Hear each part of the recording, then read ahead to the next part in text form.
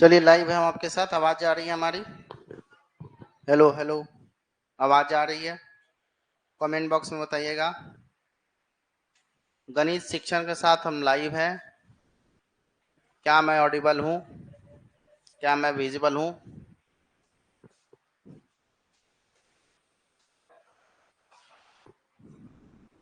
हमको तो आप लोग भिगा दिए हैं, अपने सूखल में आ रहे हैं कि ना। बहुत बढ़िया।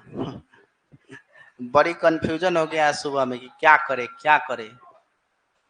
घर के खिड़की से देख रहे थे तो लग रहा था कि बारिश खत्म हो गया, बाहर जब निकल रहे थे तो स्टार्ट हो जा रहा था, है ना। अब बड़ी असमंजस में आदमी पड़ जाता है कि करे क्या, है ना। उसी में सबसे बड़का प्रॉब्लम पता है क्या है? बच्चा सा उसमें कुछ गोरा मैसेज करेगा, सर हम निकल गए आइए। कुछ गोरा कहेगा कि ना सर रहने दीजिए, है ना। अब देखिए दोनों के बात को देखना पड़ता है कि अब हम क्या करें, है ना। जैसे ग्रुप में मैसेज डालते हैं कि हाँ बारिश हो रही है तो क्या किया जाता है, उसमें कुछ हो रहा है नहीं सर आइए हम ब्रांच पे पहुंच गए हैं। अब जो पहुंच गया वो तो सोचबे करेगा कि आ जाए, और जो घर है वो सोचेगा कि न आए, है ना। बात ये भी है, दोनों अपन अपन फायदा में है। अब क्या करें, अब इस स्थिति में हम हमारे लिए थोड़ा सा ये डिसीजन बड़ा मुश्किल हो जाता है। अब बारिश का भी है ना, अजीब तरह का ये चल रहा था, मतलब थोड़ा अभी लग रहा था कुछ देर पहले कि खूब जोर से हो जाएगा, अब 5 मिनट में गायब। फिर ऐसा लग रहा था। कभी कभी क्या होता है कि जब क्लास बंद कर देते हैं, हम बारिश छूट गया तो बड़ी अफसोस होता है कि ओह क्लास भी बंद हो गया, बारिश भी छूट गई। हमको भी टेंशन आता है कि सिलेबस खत्म करना है, ज्यादा दिन लंबा खींचने से कोई फायदा नहीं है, सिलेबस खत्म करके अपना जो भी है, ठीक है ना। तो हम भी नहीं चाहते, और बिना मतलब के हम क्लास बंद करना भी नहीं चाहते। मेरे वसूल के खिलाफ है थोड़ा ये सब चीजें। हाँ है। अच्छा ये बीपीएससी का कोई सेट रखे हो सोशल साइंस का पेपर 2? अभी कोई नहीं रखा है? राहुल सर आएंगे तब मिलेगा, अभी तो नहीं है। मतलब ये बीपीएससी का है, ठीक है ना। कोई रखा है तो एक दिखा दो। किसी के पास में है पेपर 2 का? नहीं है।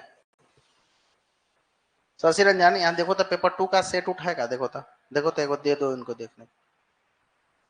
रुके देखवाते हैं, होगा तो दे।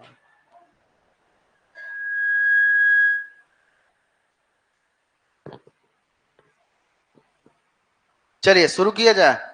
तो कल के क्लास में हम लोगों ने पढ़ा था एक्ज्यूम, कंजक्चर, उसके बाद में थ्योरम, याद है। एक्ज्यूम में प्रूफ की जरूरत थी कि नहीं बताओ? नहीं, एक्ज्यूम में कोई जरूरत नहीं था प्रूफ का।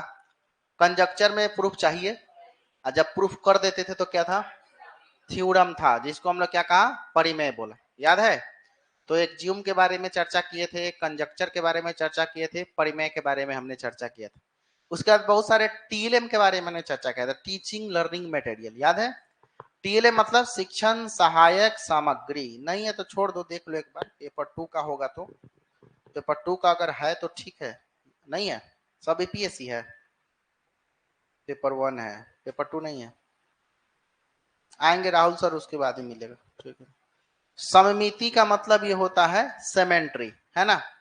कल बताए थे सेमेंट्री मतलब ज्यामितीय आकृति को दो समान भागों में बांटना क्या कहलाता है? सेमेंट्री कहलाता है, सममिति कहलाता है, याद है। उसके बाद में चॉपर, जिसको हम लोग क्या बोलते हैं? टाइलिंग। टाइलिंग के द्वारा क्या सिखाया जाता है? बच्चा को 2D और 3D शेप की जानकारी दी जाती है। 2D मतलब सेकेंड डायमेंशन, 3D मतलब थर्ड डायमेंशन। बताओ थर्ड डायमेंशन में क्या क्या होता है? लंबाई, चौड़ाई, ऊंचाई, तीनों होगा। और सेकेंड डायमेंशन में लंबाई और चौड़ाई केवल होता है, ठीक है ना। उसके बाद में हमने चर्चा किया था अबेकस, है ना। अबेकस के द्वारा क्या सिखाया जाता है बताओ? बच्चा को काउंटिंग सिखाया जाता है, जोड़ घटाव गुणा स्थानीय जातीय मान के बारे में बच्चा को सिखाया जाता है, किसके द्वारा? अबेकस। इसका एक और नाम था बताओ? गिनतारा। ज्यादा ये किसके लिए काम आता है? विजुअली चैलेंज बच्चों के लिए, अंधा बच्चा के लिए, कम दिखने वाला बच्चा के लिए ज्यादा काम आता है, समान बच्चों के लिए ज्यादा उपयोगी नहीं है। उसके बाद में हमने पढ़ा था जियो बोर्ड। जियो बोर्ड क्या काम आता है बताओ? जियो बोर्ड से क्या काम होता है? आप लोग भी बताइए भाई। अरे आप लोग भी बताओ, आप लोग भी। हाँ बताइए, जियो बोर्ड का क्या काम होता है? जियो बोर्ड का काम होता है ज्यामितीय बेसिक ज्योमेट्री आकृति को सिखाना। जियो बोर्ड का शेप कैसा होता था बताओ? एक फ्रेम होता था जिसमें कील गड़ा हुआ रहता था, और उसमें रबर बैंड के सहायता से अलग अलग ज्योमेट्रिकल फिगर दिखा रहे थे हम। उसके बाद में हम लोगों ने, अच्छा जियो जियो बोर्ड में 2D शेप की जानकारी देते हैं या 3D का? खाली 2D, only 2D, only 2D, ठीक है ना? है जियो बोर्ड में 3D कैसे बन जाएगा भाई? रबर बैंड से आप 3D पिक्चर कैसे बना दीजिएगा? सवाल ही नहीं है। जियो जेब्रा, जियो जेब्रा ज्योमेट्रिकल शेप्स की जानकारी दे रहा था, लेकिन इसमें वो खास बात था कि 2D और 3D दोनों शेप्स की जानकारी दे रहा है, क्योंकि ये एक प्रकार का सॉफ्टवेयर, जियो जेब्रा क्या है? एक प्रकार का सॉफ्टवेयर है, लेकिन जियो बोर्ड क्या है? एक प्रकार का हार्डवेयर है, एक प्रकार का एप्लीकेशन है। कौन बताएगा? जियो जेब्रा। उसके बाद मैंने पढ़ा था ग्राफ पेपर। बताओ ग्राफ पेपर से क्या क्या काम होता है? दशमलव, हाँ, डेसिमल नंबर को, डेसिमल संबंधित जानकारी हम बच्चा को आसानी से दे सकते हैं। किसके द्वारा बताएगा? तो दे सकते हैं हम लोग ग्राफ पेपर के द्वारा। उसके बाद में था डॉट पेपर। बताओ डॉट पेपर से क्या क्या जानकारी मिल रहा था बच्चे को? ज्योमेट्री, आकृति को भी सिखाने में और इंग्लिश अल्फाबेट को भी सिखाने में सहायता मिल रहा था। ये सब क्या पढ़ रहे हैं हम लोग? TLM। उसके बाद में था 10 ग्राम। 10 ग्राम पढ़ाए थे। 10 ग्राम से भी क्या जानकारी दिया जाता है? ज्योमेट्रिकल शेप्स का ही जानकारी दी, लेकिन इसमें एक पिक्चर होता है। क्या को पिक्चर होता है? 7 को। 7 को पिक्चर में बताया था कि बताओ कौन कौन का को फिगर होता है? 5 को त्रिभुज होता है, एगो वर्ग और एगो समानांतर चतुर्भुज। शेप कितने प्रकार के होते हैं? 2 प्रकार का, एगो 2D, एगो 3D।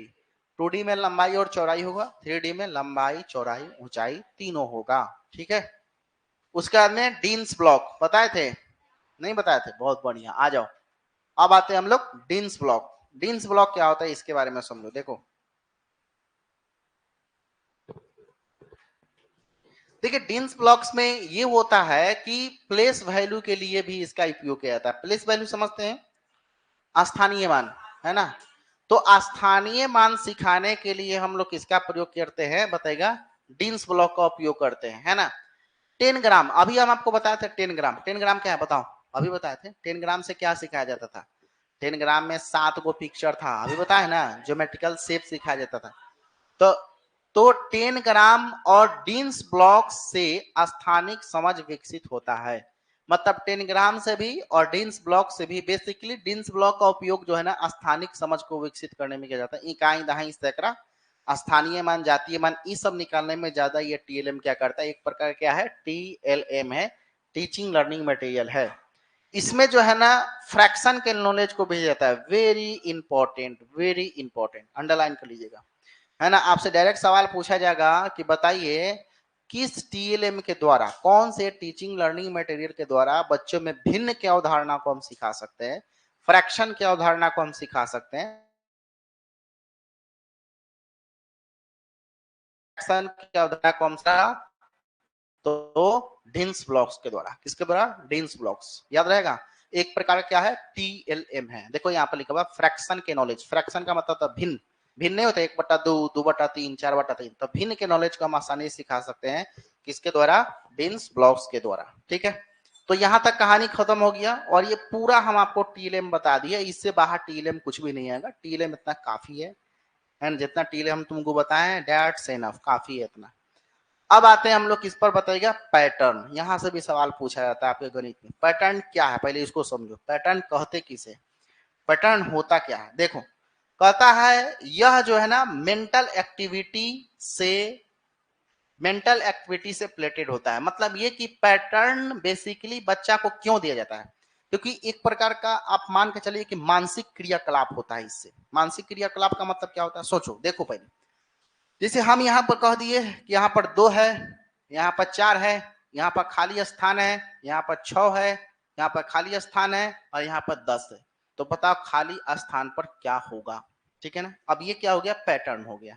जैसे सब लोग जानता है 2 1 जा 2, 2 2 जा 4, 2 3 जा 6, 2 4 जा 8, 2 5 जा 10, ये सब जानता है। लेकिन बच्चा को 2 का टेबल लिखने के लिए कहो तो उसके लिए आसान है, लेकिन हमने टेबल ही यहाँ पर लिखा है। बट यह काम जब उसको दे दें कि यहाँ पर 2, यहाँ पर 4, यहाँ पर 6, यहाँ पर 10, तब बताओ जहां खाली स्थान है वहां कौन सा अंक होगा? तो बताओ बच्चा टेबल पढ़ने में ज्यादा दिमाग लगाएगा या इस क्वेश्चन को बनाने में दिमाग लगाएगा? इस क्वेश्चन को बनाने में ज्यादा दिमाग है। है तो 2 का टेबल ही, लेकिन बताइए उसका मेंटल एक्टिविटी, मानसिक क्रियाकलाप का यूज ज्यादा हुआ टेबल को पढ़ने में कर रहा है या इस तरह के सवाल को बनाने में कर रहा है, इस तरह के सवाल, यही है पैटर्न, इसी को तो हम बोलते हैं पैटर्न, इसी को क्या बोलते हैं पैटर्न। तो पैटर्न से फायदा ये होता है कि बच्चा का मेंटल एक्टिविटी होता है, मानसिक क्रियाकलाप, है ना, उसके दिमाग का व्यायाम होता है इसके द्वारा। जैसे रीजनिंग हो गया, रीजनिंग में क्या होता है, दिमाग एकदम बत्ती हिल जाता है कि मान लो कि इस फोटो को देख रहा है मोहन, अब फोटो को देखने के बाद में कहता है कि हमारे मामा के फुआ के चाचा के दादी के फूफा के बहन है, तो बताओ उस फोटो से उस आदमी का क्या संबंध है। ऐसा प्रश्न आपने देखा होगा। तो देखते हैं, अब दिमाग का बत्ती एकदम, आप दिमाग पर जोर डालते कि फुआ के दादी के भाई, मौसा मौसा के बेटा, फूफा फूफा फूफा भाई, चाचा होगा, ऐसा करते हैं ना, तो क्या होता है, आपके दिमागी क्रियाकलाप उसमें ज्यादा होता है, ठीक है ना।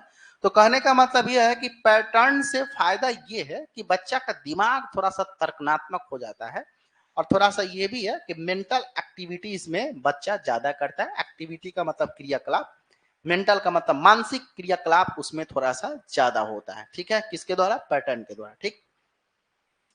इसमें बच्चों में क्रिएटिविटी बढ़ती है। हाँ, अगर पैटर्न बच्चा सीखता है या पैटर्न के सवाल को बनाता है ना, तो बच्चा में थोड़ा सा क्या होगा, सृजनशीलता या सृजनात्मकता का विकास ज्यादा हो जाता है। क्योंकि देखो ना, आपको सीधा समझो कि 2 का टेबल पढ़ना बहुत आसान है, बट इस खाली स्थान को पूरा करना थोड़ा सा क्या है, मुश्किल है। तो स्वाभाविक सी बात है, ऐसे काम को अगर बच्चा कर रहा है तो मतलब वो बच्चा क्या है, क्रिएटिव है। रीजनिंग बनाने वाला बच्चा कैसा होता है, क्रिएटिव होता है ना, दिमाग से ज्यादा सोचता है तभी रीजनिंग बन पाता है, ठीक है ना। उसके बाद में कहता है इसमें बच्चों में लॉजिकल थिंकिंग आ जाती है। लॉजिकल थिंकिंग का मतलब तार्किक चिंतन, है ना, लिख लीजिएगा हिंदी में, तार्किक चिंतन मतलब बच्चा में पैटर्न के द्वारा बच्चों में क्या होता है, तार्किक चिंतन का ज्यादा से ज्यादा विकास होता है। सोचो ना, देखो इधर, अरे यार, इस पैटर्न को जब तुम देख रहे हो तो क्या इसमें बच्चा का तार्किक चिंतन का विकास नहीं हुआ, ज्यादा होगा ही होगा। यहाँ पर 2, यहाँ पर 4, तो बताओ यहाँ पर क्या, यहाँ पर 2, यहाँ पर 6, तो बताओ यहाँ पर क्या। तो बच्चा इस तरह के प्रश्नों में क्या करेगा, तार्किक चिंतन ज्यादा करेगा। तो पैटर्न से क्या क्या फायदा है, फायदा देखो, मेंटल एक्टिविटी कराता है, पहला फायदा। दूसरा फायदा यह है कि बच्चा को सृजनशील बनाता है। तीसरा फायदा यह है कि बच्चा में वैचारिक दृष्टिकोण या तार्किक चिंतन का ज्यादा से ज्यादा क्या करता है, विकास करता है। यह है पैटर्न का फायदा, ठीक है ना। अब जो है ना, पैटर्न से भी आपके सीटेट में सवाल पूछे गए, इतना ही से सवाल आपका बन जाएगा, है ना। अब इस प्रश्न को बनाइए, चलिए, तो ये पैटर्न का ही सवाल है, बताइए।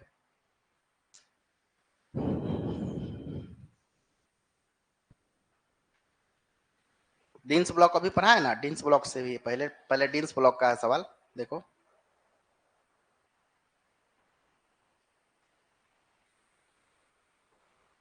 कथा निम्नलिखित में से कौन सी अवधारणा डिन्स ब्लॉक का उपयोग करते हुए नहीं पढ़ाई जा सकती है। प्रोबेबिलिटी को नहीं पढ़ा जा सकता है, या फिर स्थानीय मान को, या फिर संख्याओं के योग को, या एक अंक वाली संख्याओं का गुणन को। मतलब कौन सा ऐसा काम है जिसके द्वारा, जो डिन्स ब्लॉक के द्वारा नहीं कराया जा सकता है, बताइए कौन ऐसा काम अलग।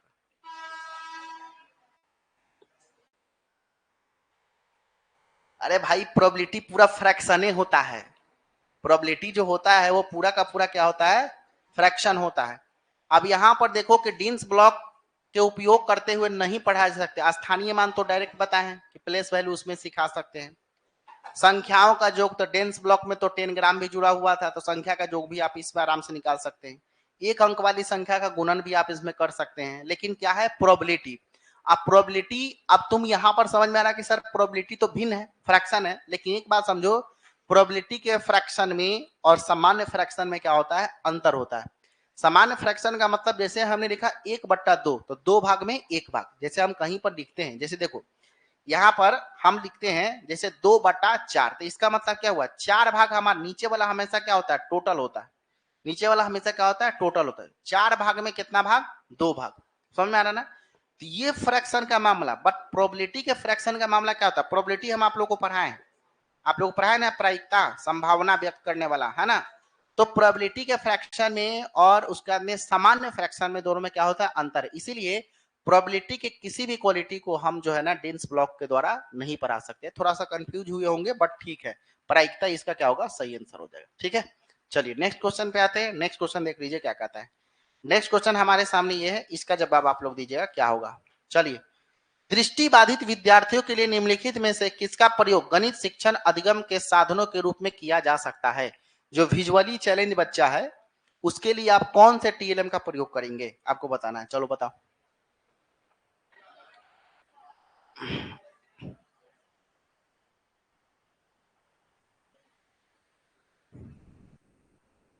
ऑप्शन नंबर 1 आता है जियो बोर्ड का, ऑप्शन नंबर 2 का आता है जियो जेब्रा का, ऑप्शन नंबर 3 का आता है गिनतारा का, और ऑप्शन नंबर 4 कहता है ग्राफिक कैलकुलेटर का।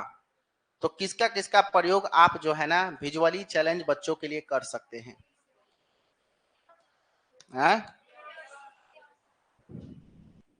देखो, जियो बोर्ड तो एक प्रकार का हार्डवेयर है, इसमें कील लगा हुआ रहता है, तो जो आंख से अनहरो होगा वो कील ऐसे देखो हो जाएगा ना, है ना। तो जियो बोर्ड के द्वारा तो आराम से बच्चा को ज्योमेट्री हम सिखा सकते हैं, स्पर्श करके बना सकता है, वो कर सकता है। जियो जेब्रा कोई हार्डवेयर नहीं था, एक प्रकार का सॉफ्टवेयर दिखाई नहीं दे रहा था, कंप्यूटर में कहने देख लेगा, कंप्यूटर में देख लिया क्या, नहीं। मोबाइल में एप्लीकेशन को देख रहा है क्या, नहीं। तो जियो जेब्रा के द्वारा तो भाई हम बच्चा में कोई भी ज्योमेट्रिकल शेप्स की जानकारी या किसी भी तरह के कोई भी चीज हम नहीं सीख रहे, क्योंकि एक प्रकार का एप्लीकेशन है, बच्चा विजुअली चैलेंज है। तीसरा है हमारा कौन सा, गिन तारा। अब गिन तारा क्या था, गुड़िया वाला, गुड़िया वाला था ना, 2 गुड़िया 3 गुड़िया 4 गुड़िया 5 गुड़िया, तो वे ऐसे होगा इकाई दहाई सैकड़ा, इकाई नहीं सैकड़ा हजार, ऐसा है ना, स्पर्श करके सीख लेगा। तो भाई गिनतारा के द्वारा भी सीख सकता है, जियो बोर्ड के द्वारा भी सीख सकता है। ग्राफिक कैलकुलेटर, भाई ग्राफिक कैलकुलेटर उसको दिखाई देगा तब ना, मैं कैलकुलेटर में दिखेगा 8 9 10 छू करके थोड़े समझ में आएगा। तो इसके द्वारा भी बच्चा में कोई भी विकास नहीं हो सकता। इसका मतलब जियो बोर्ड और गिनतारा ही एक ऐसा टीएलएम है जिसमें विजुअली चैलेंज बच्चों का बच्चा जो है उसका उपयोग कर सकता है। इसलिए ए और सी ऑप्शन नंबर कितना हो जाएगा, 2 2 हो जाएगा इसका सही उत्तर। समझ में आया कि नहीं, बताओ। चलो नेक्स्ट क्वेश्चन पे आइए और इसका जवाब दिया जाए। इसका जवाब दीजिए, चलिए।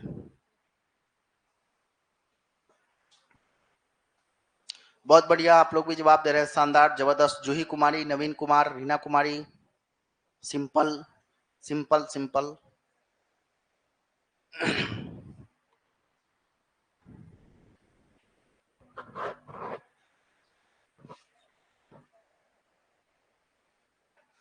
कर कक्षा 4 में सममिति सेमेंट्री, सममिति का मतलब क्या हुआ, सेमेंट्री। कक्षा चौथी में आपको सेमेंट्री और परावर्तन की ज्यामितीय संकल्पना का मतलब कॉन्सेप्ट, मतलब सममिति और परावर्तन की ज्यामिति का कॉन्सेप्ट की वृद्धि के लिए निम्नलिखित में से कौन से व्यवहार कौशल उपकरण की आवश्यकता है। मतलब अगर बच्चा को सेमेंट्री सिखाना है और ज्यामिति परावर्तन की ज्यामिति सिखाना है, तो आपको कौन कौन सा ऐसा टीएलएम है जिसका उपयोग आप करेंगे, सवाल आपसे ये पूछा है, ठीक। पहला कहा मोतियों का माला, दूसरा कहा बिंदु सीट जिसको हम लोग बोलते हैं डॉट पेपर, है ना, और तीसरा कहा गिन तारा, और उसके बाद में चौथा कहा द्विमुख पटल, ठीक है ना। सबसे पहला बात कि मूर्ख सममिति पूछ रहा है यहाँ पर सेमेंट्री का, तो सेमेंट्री मोती के माला से कैसे बना लीजिएगा, सेमेंट्री तो 2 भाग में ये समान भाग में लाइन खींचने वाला बात था, तो मोती के माला से सेमेंट्री का क्या संबंध है, कोई मतलब नहीं है एकदम। 2 नंबर का रहा बिंदु सीट डॉट पेपर, हमने डायरेक्ट बताया था कि डॉट पेपर के द्वारा हम बच्चा को सेमेंट्री भी सिखाते हैं और डॉट पेपर के द्वारा इंग्लिश अल्फाबेट भी सिखाते हैं, दोनों बताए थे ना, ज्योमेट्रिकल शेप और इंग्लिश अल्फाबेट दोनों सिखाते हैं। तो भाई डॉट पेपर के द्वारा हम जो है ना बच्चा को सममिति के बारे में और ज्यामिति के बारे में सिखा सकते हैं, सही है। 3 कह रहा है गिनतारा, मूर्ख गिनतारा से कभी ज्योमेट्री सीख ही नहीं सकता बच्चा, इकाई दहाई सैकड़ा स्थानीय मान जाति मान सब सीख लेगा। और 4 नंबर करा द्विमुख पटल, अब यह ना 2D मूर्ख, इसी को बोलते हैं 2D, इसको क्या बोलते हैं 2D। द्विमुख पटल हिंदी में है, त्रिमुख पटल 3D, द्विमुख पटल 2D, है ना।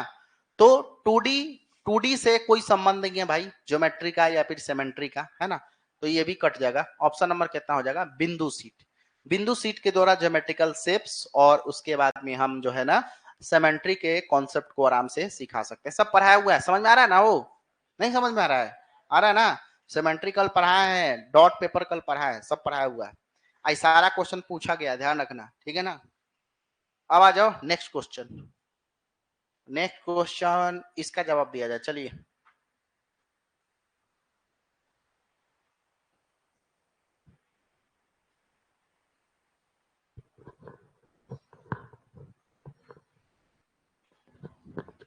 ये सब थोड़ा टेढ़ा लग रहा होगा ना भाई, सिलेबस ये है, समझ रहे ना, ऊपर ऊपर पढ़ने से कोनो फायदा नहीं, अंदर तक घुसना पड़ेगा, समझ रहे हो।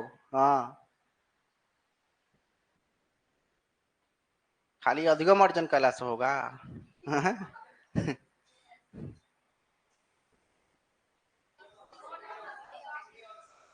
निम्नलिखित में से कौन सा प्राथमिक कक्षा 1 से 5, ठीक है, प्राथमिक कक्षाओं में आकृति, आकृति का मतलब शेप है ना, आकृति पढ़ाने का उद्देश्य है। कह रहा कि प्राथमिक कक्षा में हम बच्चा को आकृति काहे पढ़ाते हैं, शेप काहे पढ़ाते हैं, त्रिभुज है, चतुर्भुज है, रेक्टेंगल है, ट्रेंगल है, वगैरह वगैरह, हम क्यों पढ़ाते हैं, काहे पढ़ाते हैं, क्या उद्देश्य है आपका, उद्देश्य देख लेते हैं।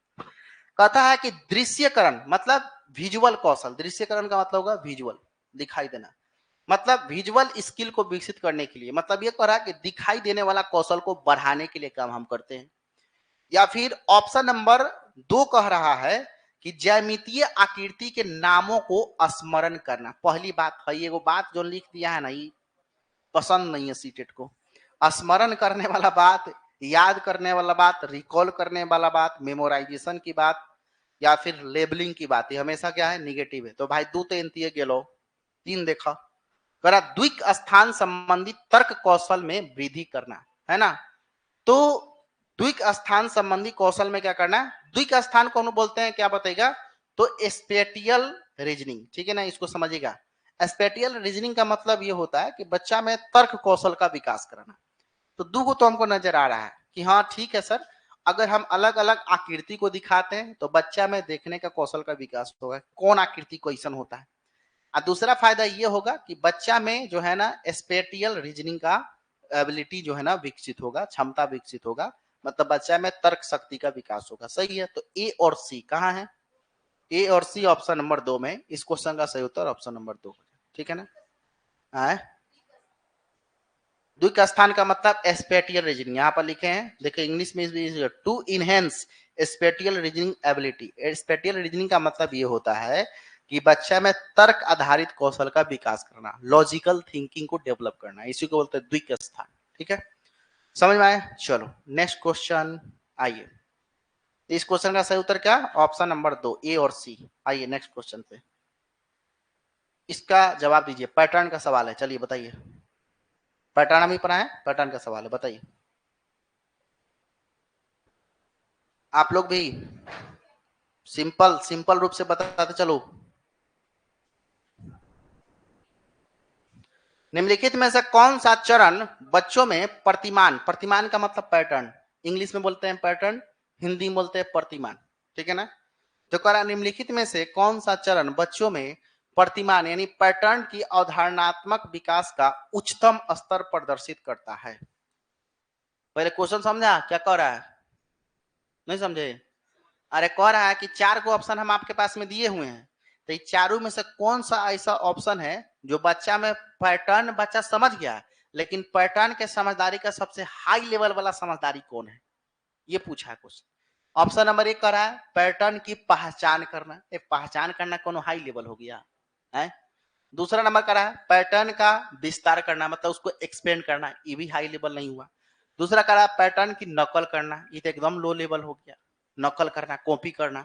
4 नंबर का नए पैटर्न का सृजन करना। भाई साहब जब तक पूरा मामला ना समझेगा तब तक वो क्रिएट कर पाएगा, क्रिएट करने के लिए हाई लेवल का ज्ञान होना चाहिए, सही है, बोलो ना। अरे भाई क्रिएट करने के लिए, सृजन का मतलब कुछ नया बनाना, तो नया बनाने के लिए पूरी समझदारी उसके पास में होगी तभी नया बना पाएगा, नहीं तो नहीं हो पाएगा उससे, ठीक है ना। तो सृजन करना ये हाई लेवल के पैटर्न की जानकारी है, इसलिए इस क्वेश्चन का सही उत्तर हो जाएगा ऑप्शन नंबर 4, ठीक है जी। अरे पहचान करना हाई लेवल थोड़ी हुआ, सीधे हाँ हाँ सर ये पैटर्न है तो हाई लेवल हो गया है।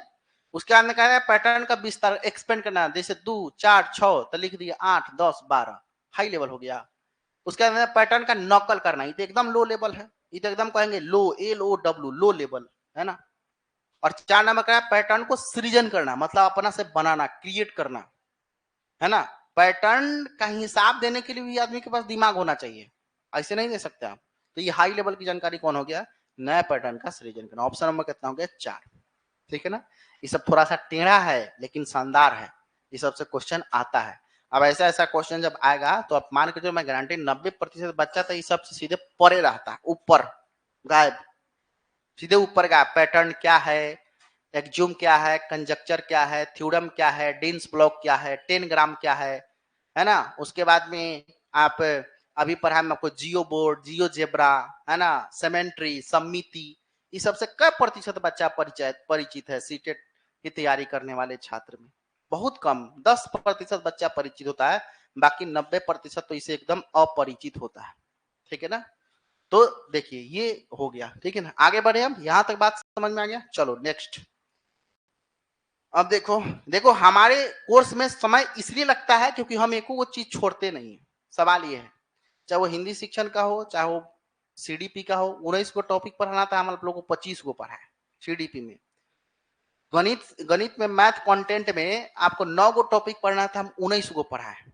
मैथ कंटेंट में 1.5 महीना खाली मैथ पढ़ा है ना आप लोग को। मैथ 1.5 महीना एको को चैप्टर नहीं छोड़े, बच्चा का जो डिमांड था वो चैप्टर पढ़ाया। प्रायिकता हम नहीं उसमें लिखे हुए थे, कुछ लोग बोला कि सर प्रोबेबिलिटी पढ़ा दी, प्रोबेबिलिटी भी पढ़ाया हम। तो हम चाह रहे हैं कि भाई ये क्वेश्चन तुम्हारा छूटना नहीं चाहिए, ठीक है ना। लेकिन ओकरा बाद में फेल करने पर दोस्त हमरे लगाता है। हमारा दोस्त नहीं लगाना बाबू, समझ में आ रहा, तो पाप होगा तुमको, ठीक है ना। अब आइएगा, अब आते हैं हम लोग किसके बारे में, एग्रीग्रेशन के बारे में, ठीक है ना। सबसे पहली बात यहां पर समझने का प्रयास करते हैं। दो टैग हमारे पास में, एक को बोलते हैं एग्रीग्रेशन और दूसरे को बोलते हैं ऑगमेंटेशन। हाँ, दोनों से सवाल पूछता है। एग्रीगेशन क्या है और ऑगमेंटेशन क्या है, ये दोनों को पहले समझो, ठीक है ना। एग्रीगेशन क्या है, एग्रीगेशन में कहा जाता है कि जब दो चीजों को जोड़ते हैं तो उसे एग्रीगेशन कहते हैं। दो चीज को जोड़ना क्या है, एग्रीगेशन। कितना सिंपल लग रहा है, लेकिन इतना टेढ़ पूछेगा ये क्वेश्चन परीक्षा में तो दिमाग से ऊपर निकल जाएगा। तो अभी ऊपर नहीं निकलेगा, तुम समझो। एग्रीगेशन का मतलब होता है दो वस्तुओं को, दो चीजों को आपस में जोड़ना एग्रीगेशन कहलाता है। जैसे हमने कहा 2 गो पेन प्लस 2 गो पेन, कै गो पेन, 4 गो पेन। हमने कहा 4 फूल प्लस 4 फूल बराबर कै गो फूल, 8 गो फूल। समझ में आ रहा ना। हमने कहा 5 कलम प्लस 5 कलम बराबर कै गो कलम, 10 कलम। तो दो चीजों को आपस में जोड़ना क्या है, एग्रीगेशन कहलाता है। लेकिन ऑगमेंटेशन जो होता है, जब एक चीज को बढ़ाया जाता है उसे हम क्या कहते हैं, ऑगमेंटेशन कहते हैं। एक चीज को बढ़ाया जाता है उसे हम क्या कहते हैं, ऑगमेंटेशन। जैसे इसमें कहता है कि दूध में पानी मिलाना। अब देखो, पहले से एगो ग्लास में दूध रखा हुआ था, ठीक है। इस ग्लास में दूध था कितना, इतना मानकर चलो। और उसके बाद में पानी मिलाकर कर दिए इतना, पूरा काला वाला पानी है, मानकर चलो।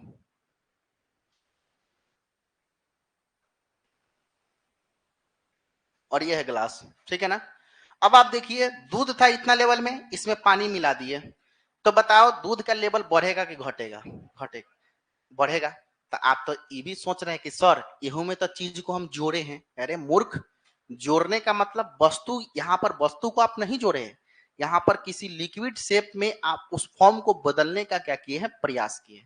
तो इसका लेवल बढ़ेगा। पहले लेवल कुछ इतना था, अब लेवल हो गया इतना। तो स्वाभाविक सी बात है कि एक चीज जो पहले से रखा हुआ है उसका लेवल बढ़ा देना, उसको हम लोग क्या बोलते हैं बताइएगा, ऑगमेंटेशन कहते हैं। जैसे देखो, जब एक चीज को बढ़ाया जाता है उसे हम क्या कहते हैं, ऑगमेंटेशन। जैसे दूध में पानी मिला दिए तो दूध का लेवल बढ़ गया, ऑगमेंटेशन है। जैसे जूस में, जूस जैसे अनार का जूस ग्लास में रखा हुआ है, उसमें हम पानी मिलाएंगे, जूस का लेवल बढ़ेगा, बढ़ेगा, तो वो हमारा क्या कहलाएगा, ऑगमेंटेशन। लेकिन दो चीजों को जोड़ना, जोड़ना, 4 फूल प्लस 4 फूल बराबर 8 फूल, 2 पेन प्लस 2 पेन बराबर 4 पेन, वो है हमारा कौन, एग्रीगेशन। लेकिन लेवल बढ़ाना क्या है, ऑगमेंटेशन। दोनों में अंतर है, जोड़ना में और लेबल बढ़ाने में अंतर है कि नहीं, बताओ पहले। जोड़ना और लेबल बढ़ाने में अंतर है। लेबल जहां पर रहेगा वो है हमारा ऑगमेंटेशन, और जहां पर केवल हम वस्तु को जोड़ेंगे वो हमारा कहलाएगा एग्रीगेशन। समझ में आया। इंपॉर्टेंट फैक्ट है, यहां से सवाल पूछा जाता है, और मैं दावे के साथ कहता हूं यह सवाल अगर पूछा जाएगा तो बहुत सारे लोगों से नहीं बन पाएगा, ठीक है ना। अब देखिए, अब सवाल ये कि कहिएगा सर जी पढ़ा तो दिए, क्वेश्चन कैसे आएगा, तो बनाओ। चलो क्वेश्चन सामने है, देखो नोट्स में भी होगा। अच्छा से पढ़िए पहले, आप बनाइए।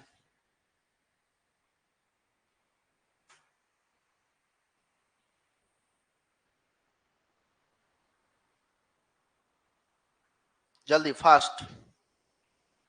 रीना, जोही, पिंकी, नवीन, सिंपल, बोलो भाई। आ? कक्षा 2 के शिक्षक ने जोग यानी जोर, जोर के निम्नलिखित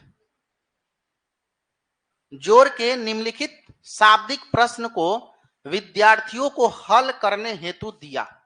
अच्छा, मैंने वो टीचर था जो क्लास 2 के बच्चा को जोर के निम्नलिखित शाब्दिक प्रश्न के विद्यार्थियों को हल करने के लिए दिया। एक टोकरी में 5 सेब है, अच्छा, एवं उसमें 7 सेब और डाल दिया जाए, तो अब टोकरी में कितने सेब हैं? 5 सेब प्लस 7 सेब बराबर कितना सेब, यही ना है।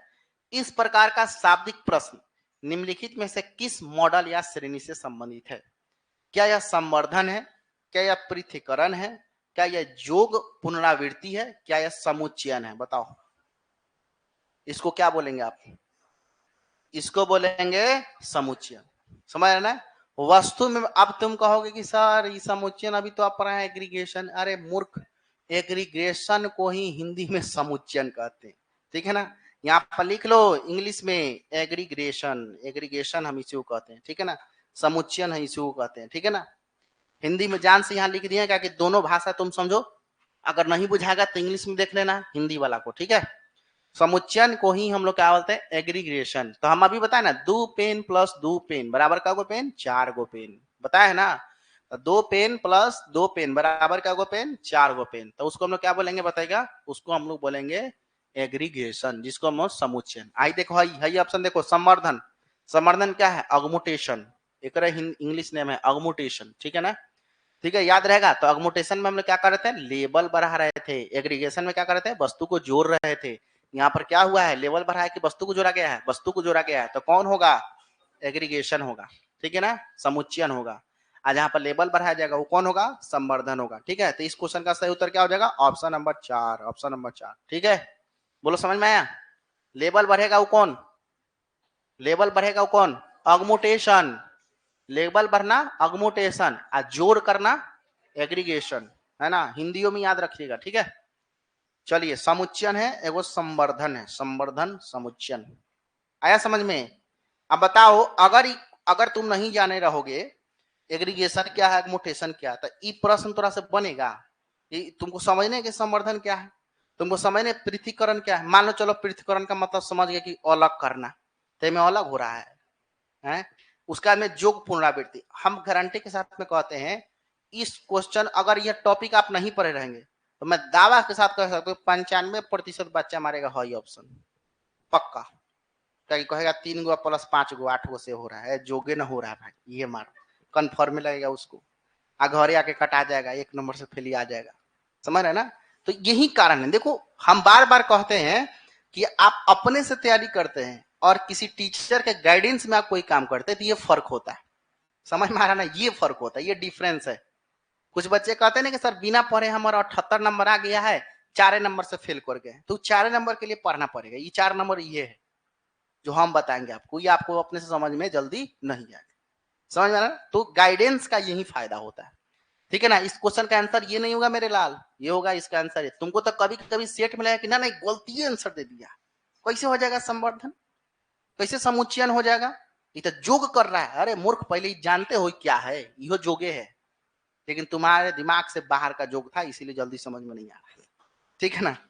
चलो, पृथक्करण का मतलब क्या होता है? अलगाव करना। पृथक्करण तो आप समझ गए, अलगाव करना, ठीक है?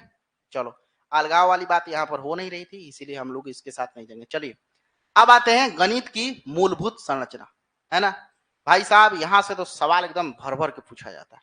अलजेब्रिक स्ट्रक्चर, सबसे पहला संरचना में हम लोग पढ़ेंगे बीज गणित संरचना, ठीक है ना? बीज गणित संरचना थोड़ा सा डिफरेंट है ये सब चीजें, लेकिन शानदार है, जबरदस्त है। बीज गणित संरचना का मतलब होता है अलजेब्रिक स्ट्रक्चर, है ना? पहला संरचना है गणित का कौन सा? अलजेब्रिक स्ट्रक्चर, जिसको हम लोग बीज गणितीय संरचना के नाम से जानते हैं।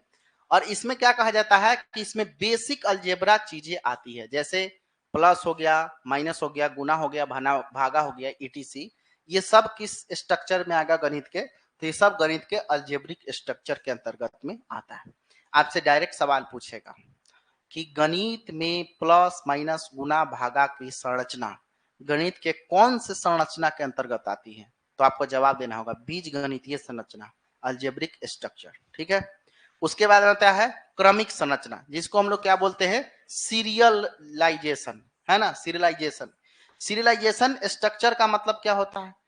इसमें हम करेंगे कि इसमें बड़ा छोटा ईटीसी को क्या करते हैं, कॉन्सेप्ट में आते हैं। जैसे आरोही क्रम अवरोही क्रम समझते हैं, बढ़ते क्रम घटते क्रम, बस।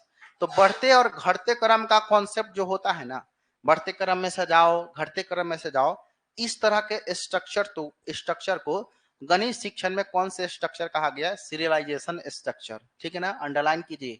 आरोही क्रम अवरोही क्रम, ये सारा का सारा कॉन्सेप्ट हम लोग किसमें जानते हैं, इसमें पढ़ने का प्रयास करते हैं। तो हम लोग सीरियलाइजेशन स्ट्रक्चर में इसको पढ़ते हैं, जिसको क्रमिक संरचना कहते हैं। ये दूसरा संरचना है हमारे मैथमेटिक्स का। ठीक है ना। गणित का पहला संरचना कौन है? Algebraic structure. दूसरा संरचना कौन है? तो सीरियलाइजेशन स्ट्रक्चर। समझ में आया? सीरियलाइजेशन में आरोही अवरोही, घटते क्रम बढ़ते क्रम, और बीज गणितीय में प्लस माइनस गुना भाग। ठीक, बोलो भाई, समझे? चलो नेक्स्ट। अब उसके बाद में आते हैं नेक्स्ट पॉइंट पर। देखो, अब आता है तीसरा हमारा तलरूप संरचना। बहुत ही सवाल 2020 में पूछा हुआ था, टोपोग्राफी वाला, है ना। ऐसा ही लूट हो गया सब कोई, है ना। तलरूप संरचना क्या होता है? जिसको हम लोग बोलते हैं टोपोग्राफी, है ना। टोपोग्राफी स्ट्रक्चर क्या होता है, इसको समझो। टोपोग्राफी एक स्ट्रक्चर है, जो हम बोले ना कि गणित की कई सारी संरचनाएं होती है। एक हो गया अलजेब्रिक स्ट्रक्चर, एक हो गया सीरियलाइजेशन स्ट्रक्चर, एक हो गया टोपोग्राफी स्ट्रक्चर। ठीक है ना। तो टोपोग्राफी स्ट्रक्चर क्या होता है? इसमें सीमा या समीपता या निकटता के कॉन्सेप्ट आते हैं। सीमा, समीपता या निकटता। जैसे 1000 के सन्निकट मान, 1000 के सन्निकट मान, जैसे हम कहेंगे 999 के नजदीक कौन है, तो तुम कहोगे 100 है सर, कहोगे ना। चाहे तुमसे हम ये पूछेंगे कि 100 के नजदीक कौन है, 98 कि 99, तो क्या कहोगे? 99। सही है। उसका हम कहेंगे 1099 के नजदीक कौन है, 999 या फिर 1098, बताओ क्या कहोगे? 999 या फिर कौन बताओगे? 999 में एक जोड़ोगे तो 1000 ना होगा, तो निकट कौन हो गया हमारा? 1098 हो गया, इसमें ज्यादा जोड़ना होगा। तो इसमें सन्निकटता और निकटता का भाव जब प्रकट होता है, जब कोई भी स्ट्रक्चर में, मैथमेटिकल प्रॉब्लम में, तो उसको हम लोग टोपोग्राफिक स्ट्रक्चर कहते हैं। ठीक है। नहीं पूछता है क्वेश्चन कि इतना के सबसे सन्निकट मान कौन होगा, इतना के निकट मान कौन होगा, इस संख्या का निकटतम मान कौन है, इस संख्या का निकटतम मान कौन है। तो इस स्ट्रक्चर को हम लोग बोलते हैं टोपोग्राफिक स्ट्रक्चर। समझ में आया? इसको हम लोग क्या बोलते हैं? Topographic structure. इसका बहुत कंसेप्चुअल सवाल पूछ लेता है। कहेगा कक्षा दो में एक शिक्षक गणित पढ़ाने के क्रम में बच्चों से यह सवाल पूछा कि 998 के सबसे नजदीक संख्या कौन सी है।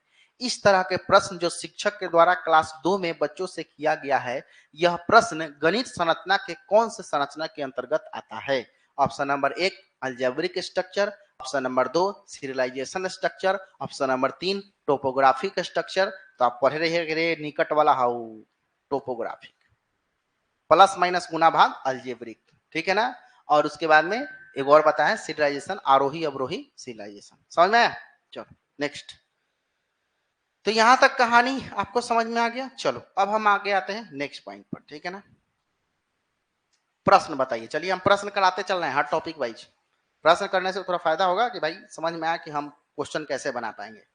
प्रश्न बनाइए, ये वाला प्रश्न बनाइए तो आप लोग।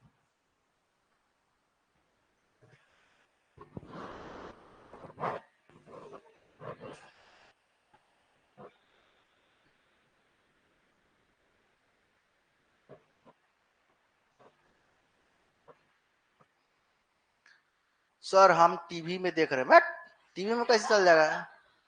लैपटॉप में चल रहा होगा, टीवी में एक्सेस नहीं है एप्लीकेशन का। है ना, झूठो बोलता है थोड़ा ज्यादा, थोड़ा कम बोलो यार। टीवी में एप्लीकेशन डाउनलोड कैसे हो गया पहले? टीवी में एप्लीकेशन डाउनलोड हो जाएगा, होगा का मोबाइल से? वाह, पूरा घर के पढ़ा रहा है का भाई। चलो, अब चलो आओ। अब आइए, उसके बाद में कहता है प्रश्न, देखो प्रश्न, प्रश्न क्या कहता है। किसी गणितीय संरचना के अंतर्गत विभिन्न प्रत्यय, प्रत्यय का मतलब कॉन्सेप्ट, लिख लीजिएगा, कॉन्सेप्ट अवधारणा कहिए, प्रत्यय कहिए, कोई दिक्कत नहीं।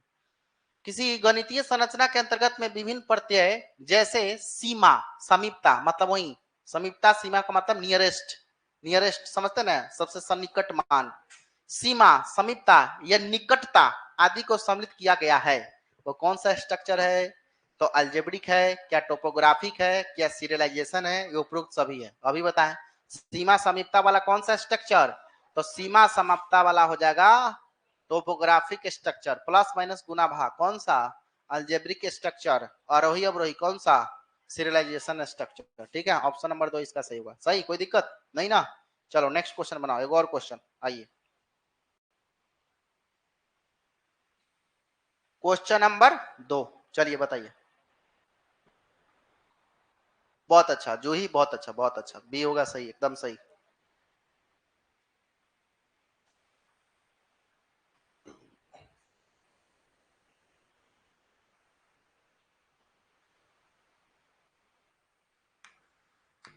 बताइए, इतना इंपॉर्टेंट क्लास चल रहा है, अब बच्चा सब एब्सेंट है, क्या किया जाए?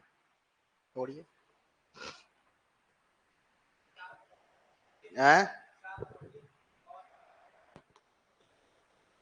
करा कि गणित के कक्षा में अध्यापक ने निम्नलिखित प्रश्न पूछे। अच्छा, कौन कौन प्रश्न पूछे भाई? पूछ लेते हैं पहले। दो संख्या ज्ञात कीजिए जिसका योग 8 हो। दो गो संख्या ज्ञात करना है जिसका योग कितना हो? 8। 6+2, 4+4, दो गो संख्या ज्ञात हो गया ना, जेकर योग 8। दो करा उस त्रिभुज को खींचिए जिसका परिमाप कितना हो? 50 मीटर हो। परिमाप का मतलब तीनों भुजाओं का योग। तो ऐसा त्रिभुज खींचना है जेकर ऐसा लंबाई भुजा का रखना है कि जो कितना हो जाए 50। ठीक है ना? और तीसरा कह रहा है 25 के गुणनखंड क्या है, माने 25 का फैक्टर क्या है इस दुनिया में, माने 25 कोना कोना संख्या से कटेगा, 1 से कटेगा, 5 से कटेगा, 25 से कटेगा, इसी से ना। अच्छा, 4 नंबर कहा कि परिमाप का परिभाषा दीजिए, मतलब परिमाप हम कहते किसे हैं उसको आप डेफिनेशन दीजिए। अब देखो क्या कह रहा है, ए व बी मुक्त सिरा वाला प्रश्न है और सी और डी बंद सिरा वाला प्रश्न। देखो मुक्त सिरा क्या होता है? ओपन इंडेड क्वेश्चन, याद है बताए थे open ended. Open ended question ऐसे प्रश्न होते हैं जिसका एगो जवाब नहीं होगा, बहुत सारा जवाब हो सकता है। अब बंद सिरा का मतलब होता है जवाब इक्के गो हर हाल में। ठीक है ना? तो कह रहा ए और बी मुक्त सिरा वाला है और सी और डी बंद सिरा वाला है। या फिर ऑप्शन नंबर 2 में कहा ए और सी बंद सिरा वाला प्रश्न है, बी और डी मुक्त सिरा वाला प्रश्न है। ऑप्शन नंबर सी में कहा ए बी सी तीनों बंद सिरा वाला प्रश्न है और डी मुक्त सिरा वाला प्रश्न है। ए सी डी बंद सिरा वाला प्रश्न है और बी जो है मुक्त सिरा वाला प्रश्न। देख रहे हैं क्वेश्चन, है ना? अब सीधा समझना होगा कि कौन ओपन एंडेड है और कौन क्लोज एंडेड। तो हमको फिर से आना होगा क्वेश्चन पर, मुद्दा पर आइए। अब हम देख लेते हैं कौन ओपन एंडेड कौन क्लोज एंडेड। बताओ, दो गो संख्या ज्ञात कीजिए जिनका योग जो है 8। तो चलो भाई, 6+2 = 8। ठीक है, 4+4 = 8, आ दुइयों का है, कोई गो हो जाएगा? 7+1 = 8, 5+3 = 8, है कि नहीं है? तब दुइयों को संख्या थोड़े है, बहुते आ गया हमारा सामने, मतलब हई हो गया ओपन इंडेड। कंफर्म बोलो ना। अच्छा, करा उस त्रिभुज को खींचिए जिसका परिमाप 50 सेंटीमीटर हो। चलो भाई, त्रिभुज खींच दिए जिसका परिमाप कितना हो? 50 सेंटीमीटर। तो एक गो रखेंगे हम 15, एक गो रखेंगे 15, 15 15 कितना? 30, एकरा रख देंगे 20, 50 हो गया। अच्छा, एक एक गो ना बनेगा, उड़ी बन जाएगा। ठीक है ना? इसको रखेंगे 10, इसको रखेंगे 20, 20 10 30 20 50, और ही बन गया। एक और बना दो चलो, है ना? इसको रखेंगे हम लोग 5, इसको रखेंगे 25, 25 5 30 20 50, हो रहा है ना? अरे भाई, कोई को त्रिभुज बन जाएगा जेकर योग 50 हो जाएगा, मतलब ये हो गया कौन सा? ये भी हो गया ओपन इंडेड। सही है, दोनों ओपन इंडेड हो गया। तीसरा का चेक करो, 25 के गुणनखंड क्या है? एक तो सवाल का जवाब एक गो होबे करेगा, या तो 5 से कटेगा, नहीं तो 1 से कटेगा, नहीं तो एक अलावा दुनिया के कोनो संख्या से नहीं कटेगा। जवाब एक गो है इसका, है ना? और 3 नंबर का आता है परिमाप का परिभाषा दीजिए। तो परिमाप का परिभाषा को यो बदलेगा, जो है सो है। तो ये हो गया कौन सा, ये हो गया क्लोज इंडेड, और ये हो गया हमारा कौन सा, क्लोज इंडेड, ठीक है ना। तो close ended, open ended, open ended. तो कह रहा ए बी मुक्त सिरा वाला प्रश्न सही, और सी और डी बंद सिरा वाला प्रश्न सही। ऑप्शन नंबर 1 सही, ऑप्शन नंबर 1 क्या हो जाएगा, सही हो जाएगा। ठीक है, बोलो भाई, आगे बढ़े, चलो नेक्स्ट। नेक्स्ट क्वेश्चन, क्वेश्चन नहीं है, चलो अब पियाजे में आइए भाई। पियाजे मैथ में पियाजे घुसे हुए हैं, है ना। ये तो बाल मनोविज्ञान में तहलका मचा दिए थे, मैथों में नहीं छोड़े भाई। पियाजे इसीलिए कहा था बाल मनोविज्ञान के पिता दादा परदादा सब ये है ना, जीन पियाजे। अगर पियाजे को तुम नहीं जानते हो साइकोलॉजी में, तो फिर कुछ नहीं जानते हो। तो पियाजे को तो हम लोगों ने खूब पढ़ा था बाल मनोविज्ञान में, याद है। 4 गो स्टेज के बारे में, 0 से 2, 2 से 7, 7 से 11, 11 प्लस, याद है ना। सेंसोरी मोटर स्टेज कौन कौन था बताओ।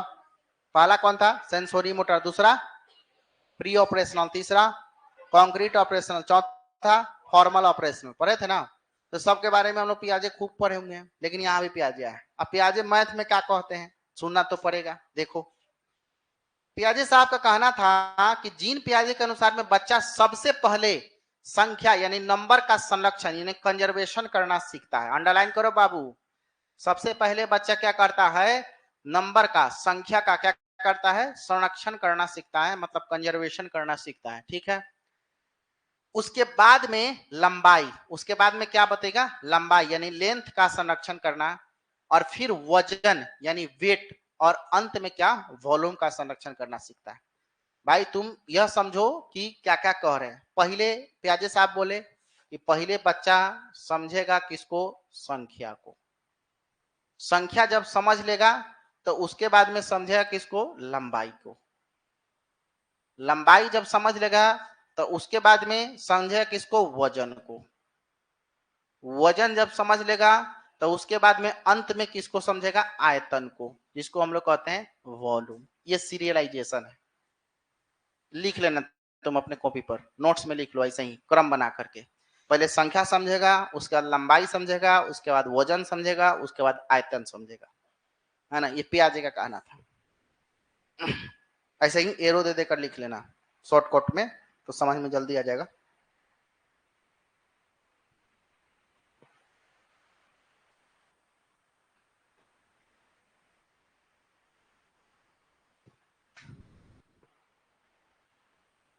ठीक है, है?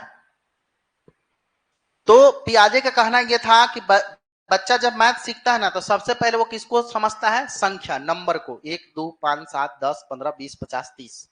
उसके बाद में समझता है लंबाई को, 1 metre 2 metre 4 metre 2 kilometre 4 kilometre 6 kilometre. उसके बाद में समझता है वो किसको, वजन को, 2 KG 4 KG 5 KG 1 ton 2 ton 5 ton 10 ton. उसके बाद में तब समझता है किसको, वॉल्यूम को, आयतन को। मतलब बच्चा में मैथ सीखने का क्रम कुछ इस प्रकार होता है, किसके अनुसार, पियाजे के अनुसार। अभी क्रम में डायरेक्ट पूछ देता है, एक क्रम डायरेक्ट पूछ देता है कि पियाजे के अनुसार निम्नलिखित में से गणित सीखने का कौन सा क्रम सही है, कौन सा क्रम सही नहीं है। तो क्रम याद रखना होगा, पहले संख्या सीखेगा, उसके बाद लंबाई, उसके बाद वजन, सबसे अंत में आयतन। ठीक, किसने कहा, पियाजे। ये किसके अनुसार बात है भाई, पियाजे के अनुसार में बात है, ठीक है, इसको याद रखना है। ठीक, आगे आइए। अब इतना जब पियाजे कह देते हैं, उसके बाद में कुछ और कहते हैं, इनको भी देख लिया जाए। नॉलेज के एरिया में इनका स्टेटमेंट, मतलब ज्ञान के एरिया में इनका स्टेटमेंट क्या था। नॉलेज का मतलब क्या होता है, ज्ञान। ज्ञान के एरिया में इनका स्टेटमेंट क्या था, तो संख्या यानी नंबर, तर्क संगत गणितीय ज्ञान, लॉजिकल मैथमेटिक्स ज्ञान में आती है, क्योंकि संख्याएं वे संबंध है जिनका रचना बच्चा मन में करता है। बस ये बात को अंडरलाइन करो, क्योंकि संख्या वे संबंध है जिनका रचना बच्चा कहाँ करता है, मन में करता है। ठीक, ये अंडरलाइन करो, संख्या वे संबंध है जिनका रचना बच्चा कहाँ करता है, मन में करता है। डायरेक्ट किसने कहा, पियाजे। एक और बात कह दिए हूं, कहें ये कि जो नंबर होता है ना, संख्या, वो तर्क संगत गणितीय ज्ञान में आती है। अगर तुमसे डायरेक्ट पूछेगा कि पियाजे के अनुसार में जो संख्या है वो कौन से गणितीय ज्ञान के अंतर्गत आता है, तो आपको याद रखना तर्क संगत गणितीय ज्ञान के अंतर्गत आता है। इसको भी अंडरलाइन करो, है ना। लॉजिकल मैथमेटिक्स नॉलेज के अंदर में आता है, कौन सा बताइएगा, संख्या। किसके अनुसार में, तो पियाजे साहब के अनुसार में दो गो बात कहे पियाजे, यहाँ पर फिर से समझो। अगर तुमसे ये पूछे पियाजे के अनुसार में संख्या किसके अंतर्गत आती है, तो आप कहिएगा तर्क संगत गणितीय ज्ञान के अंतर्गत, ठीक है ना, पहला सवाल। दूसरा सवाल आपसे ये पूछ सकता है कि गणित में पियाजे का जो थॉट था, तो बच्चे में संख्या का निर्माण कहाँ होता है, तो आप सीधे समझिएगा कि उसके मन में होता है, उसका रचना, संख्या का रचना। ये किसने कहा था, पियाजे का। दो बात याद रहेगा, बोलो ना। अच्छा, और इन्होंने कहा था कि संख्या यानी नंबर जो है वो बच्चों द्वारा वस्तुओं के बीच में बनाए गए दो प्रकार के संबंधों का क्या करता है, संश्लेषण करता है। कितने प्रकार के संबंधों का संश्लेषण, संश्लेषण का मतलब सिंथेसिस करता है। कितने प्रकार के संबंध का, तो दो प्रकार के संबंधों का संश्लेषण करता है। ये किसने कहा था, पियाजे ने कहा। तीन चार वो कॉन्सेप्ट पियाजे का याद रखना हो। पहला देखो, समझो तुम इधर देखो, पियाजे ने पहले कहा कि पहले बचवा क्या सीखेगा, संख्या, उसके बाद में सीखेगा लंबाई, उसके बाद में वजन, उसके बाद में आयतन। फिर पियाजे ने यह कहा कि जो हमारा संख्या होता है, वो संख्या जो है ना, बच्चों में गणित का ज्ञान कैसा होता है, तो गणितीय तर्क संगत ज्ञान होता है। तीसरा उन्होंने कहा कि संख्या का संबंध या संख्या का रचना बच्चा अपने मन में करता है। और चौथा बात उन्होंने कहा कि संख्या को हमने कितने प्रकार के संबंधों में संश्लेषित किया है, दो प्रकार के संबंधों में संश्लेषित किया। ठीक, अब तुम कहोगे सर इतना कम पर आए, इसे सवाल कैसे पूछेगा, हम ही पूछ देते हैं। लो चलो, अब देखो इतना बात कम बताना, हम आपको हमेशा बताते हैं कि सेलेक्टिव चीजों को पढ़ना है, आलतू फालतू चीज ना पढ़ना है जो तोरा कामे के ना हो, ठीक है। तो सेलेक्टिव चीज को पढ़िएगा तो आपको फायदा होगा।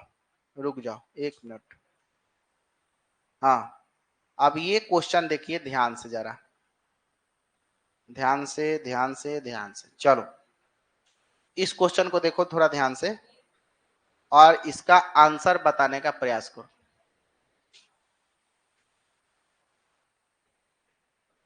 पियाजे सवाल है, चलो बताओ।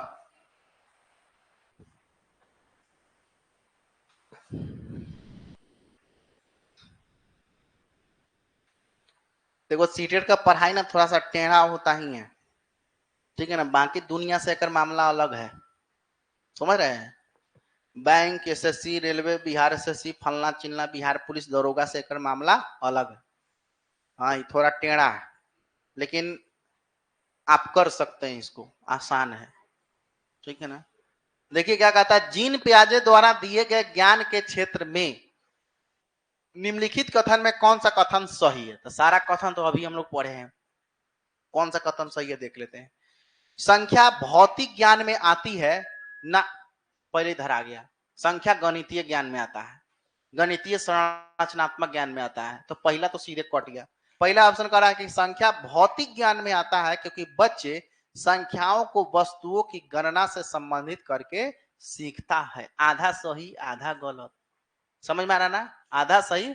चलो संख्या के संबंधों से जोड़ करके सीखता है, ये बात कहाँ कहा था, पियाजे ने कहा था संख्या के संबंधों से जोड़कर सीखता है। जबकि पियाजे ने गणना का तो कोई बातें नहीं किया भाई, कट गया सीधे। भौतिक ज्ञान का कोई बातें नहीं किया, गणितीय संरचनात्मक ज्ञान का बात किया, तो एक नंबर तो सीधे कट गया। बोलो सही कि गलत, बोलो ना।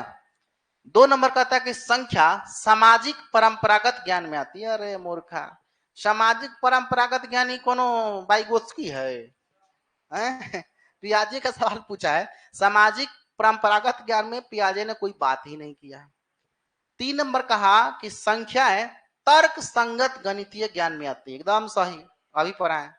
संख्याएं तर्क संगत गणितीय ज्ञान में आती है क्योंकि संख्या वे संबंध है जिनकी रचना बच्चा मन में करता है। एकदम सही है कि नहीं, बताओ अभी बताए। आप कहिए सर कैसे सवाल पूछता है, ऐसे पूछ देता है भाई, ऐसे पूछता है।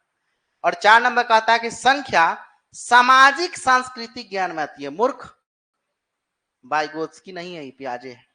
तो सोशल कल्चर वाला बात कौन किया होगा, बाइगोत्स्की, लेकिन पियाजे खाली ज्ञान का बात करते हैं, ठीक है ना। इसलिए इस क्वेश्चन का सही उत्तर क्या हो जाएगा, ऑप्शन नंबर 3। देख रहे हैं कितना छोटा कॉन्सेप्ट और कितना क्रिटिकल क्वेश्चन इसे पूछ दिया, ठीक है।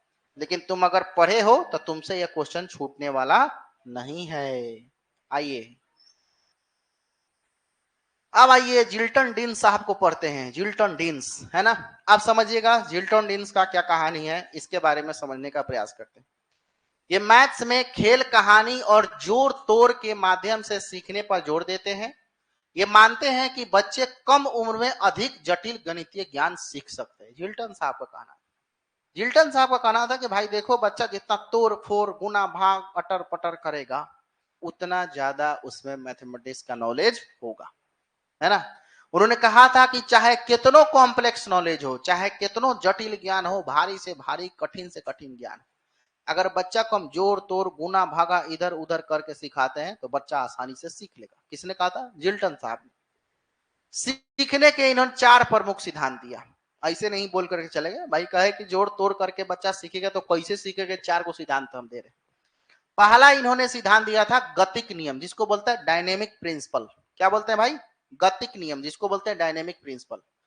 गतिक नियम में इसमें इन्होंने ये कहा था कि बच्चा अगर गतिविधि के द्वारा हम सिखाएंगे बच्चा को, गतिविधि का मतलब एक्टिविटी, कोई कोई एक्टिविटी के द्वारा अगर हम बच्चा को सिखाते हैं तो एक्टिविटी के द्वारा सिखाना ये हमारा कौन सा कहलाता है? डायनेमिक प्रिंसिपल कहलाता है, गतिक नियम कहलाता है। ठीक है ना, पहला नियम।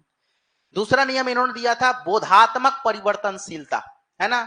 बोधात्मक परिवर्तनशीलता में इन्होंने कहा था कि बच्चा को अगर हम कोई भी गणित का ज्ञान समझा कर सिखाएंगे तो वो आसानी से सीख लेगा। और ये था इनका दूसरा वाला नियम, जिसको बोधात्मक परिवर्तनशीलता कहते हैं। तीसरा इन्होंने नियम दिया था गणित परिवर्तनशीलता, है ना।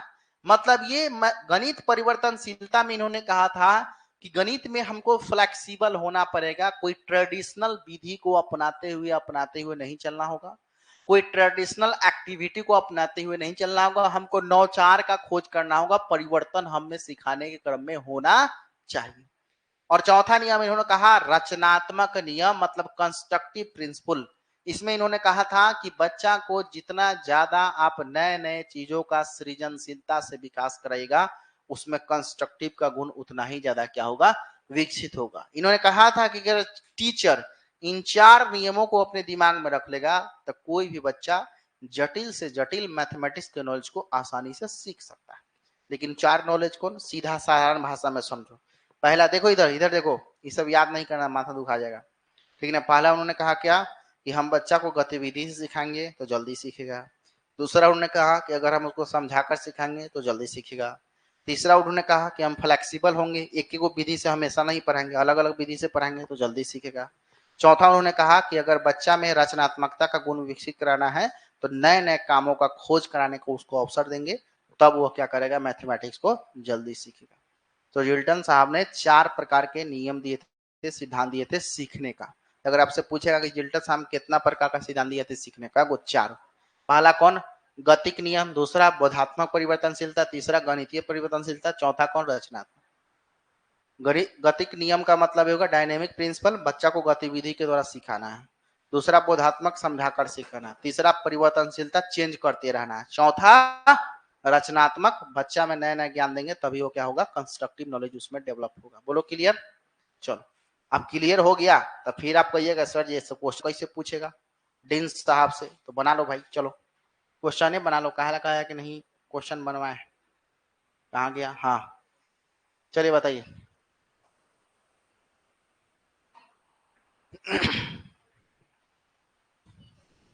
आप लोग बताइए, ऑनलाइन वाले लोग सबका कमेंट दिखाई दे रहा है मुझे, सभी का कमेंट्स मुझे दिखाई दे रहा है। निम्नलिखित में से कौन सा डीन्स के सिद्धांत का नियम नहीं है? अरे इतना आसान हो गया, तब 4 को तो नियम था ही, 4 को नियम था। रचनात्मक नियम बिल्कुल था, कंस्ट्रक्टिव सबसे लास्ट वाला था, चौथा वाला। अभी मत सोचना कि ऊपर से नीचे दे देगा, अरे मूर्ख कहीं से कहीं दिया जा सकता है। ठीक है ना। गतिक नियम, डायनेमिक प्रिंसिपल, ये भी था, अभी पढ़े हम लोग। तीसरा करा उत्कर्मणीयता या परिवर्तित नियम, और चौथा करा था गणित परिवर्तनशीलता, ये भी था, लेकिन उत्कर्मणीयता वाला नियम नहीं था। इसलिए इस क्वेश्चन का सही उत्तर हो जाएगा ऑप्शन नंबर 3। ठीक है, क्योंकि डायनेमिक प्रिंसिपल भी उन्होंने दिया था, कंस्ट्रक्टिविटी प्रिंसिपल भी उन्होंने दिया था, उसके बाद में वेरिएबिलिटी प्रिंसिपल भी उन्होंने दिया था, गणितीय परिवर्तनशीलता, बट उत्कर्मणीयता या प्रतिवर्ती का नियम, रिवर्सिबिलिटी का नियम उन्होंने नहीं दिया था। इसलिए इस क्वेश्चन का सही उत्तर ऑप्शन नंबर 3। समझ में आया? क्या को सिद्धांत दिया था बताओ? डीन साहब ने क्या को सिद्धांत दिया था? 4। ठीक है ना, 4 सिद्धांत दिया था। ठीक, आगे बढ़े।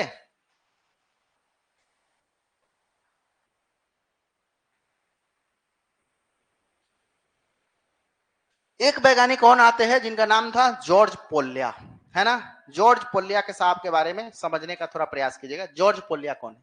महान मैथमेटिशियन, है ना। गणित शिक्षण में इनका काफी योगदान है। ठीक है ना, ये सब क्वेश्चन एकदम नया नया वेराइटी का है। ये सब क्वेश्चन आपके परीक्षा में पूछ देगा तो मतलब समझ लीजिए, है ना, बढ़िया टाइप का ये सब क्वेश्चन है।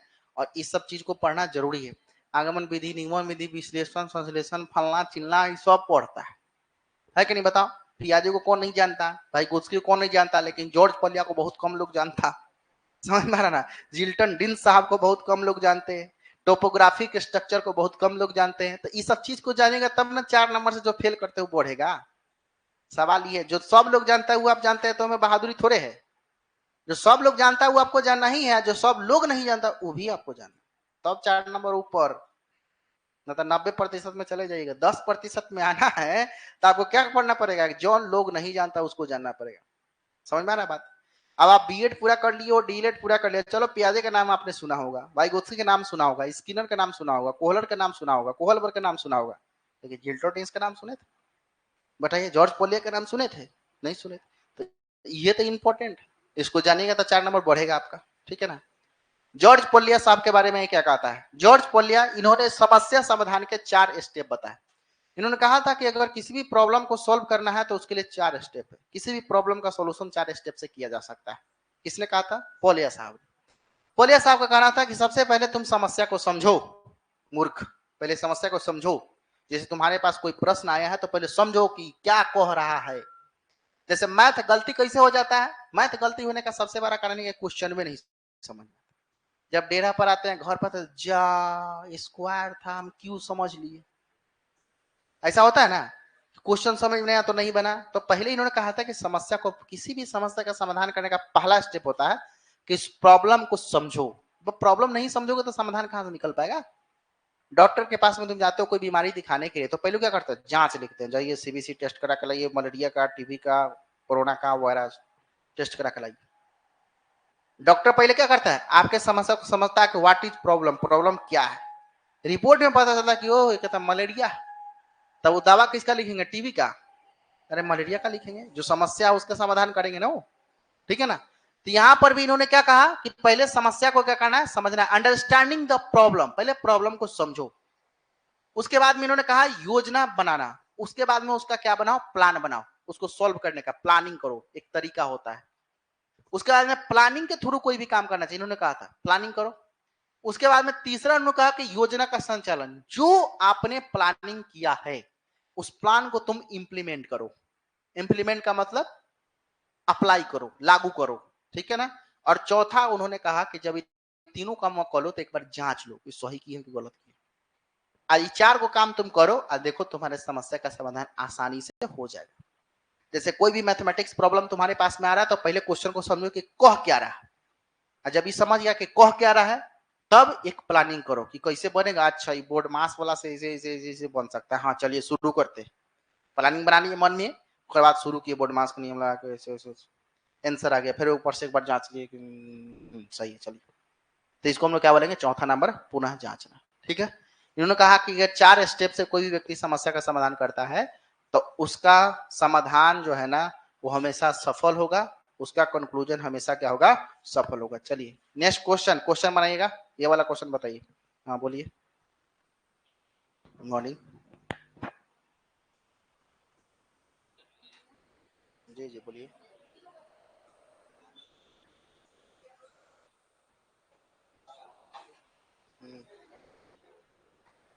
इसके लिए 1 to 5 की 6 to 8 क्लास तो खत्म होने के कगार पर हमारा। हम्म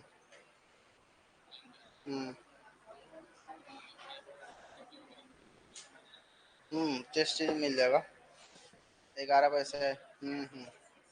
11 बजे से उगम पांडे कॉलेज के सामने वाली गली में।